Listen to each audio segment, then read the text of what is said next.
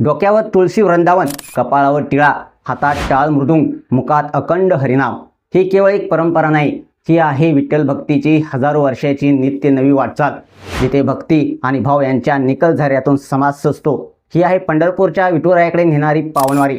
पूर्वीच्या काळात वारी म्हणजे खडतर साधना होती.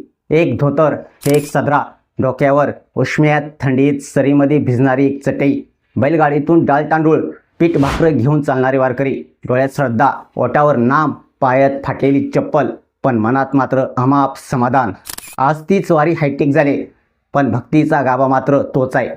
1985 नंतर वारीत ट्रक, ट्रॅक्टर आणि वेगवेगळी वाहने सामील झाली. पूर्वी जोरदार पावसात बैलगाड्यांच्या राहुट्यात पाणी साचायचं, जेवण भिजायचं, कपडे खराब व्हायचे. आज गॅसपासून गरम पाणी, चहा पावडरपासून औषधापर्यंत सगळं सुरक्षित ठेवता येते. वारकऱ्यांच्या जगण्यात आता जरी सुविधा वाढल्या असल्या तरी मनातील भक्ती आज ही तितकीच निर्मळ आणि शुद्ध आहे.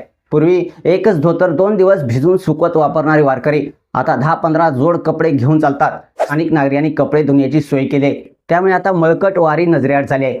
वारीच्या बदललेल्या रूपामध्ये भक्ती अधिक उजळून निघते. एकेकाळी प्रत्येक किलोमीटरवर पाण्याचे टँकर असायचे, अंघोळ पिण्यासाठी त्याचाच आधार. आता प्रत्येक गावात, शाळांमध्ये निवास, जेवण, गरम पाण्याची व्यवस्था झाली आहे. ही आहे काळानुसार वारीची प्रगती. मित्रांनो, पूर्वीच्या तुलनेत सोयी वाढल्या आहेत, पण एक गोष्ट कधीच बदलली नाही, ती म्हणजे वारीतील शिस्त आणि वारकऱ्यांची विठ्ठल भक्ती.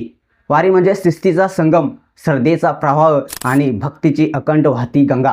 ही वारी जीवनाच्या प्रत्येक अडचणीवर चालत चालत मिळवलेल्या विजयाची कहाणी आहे.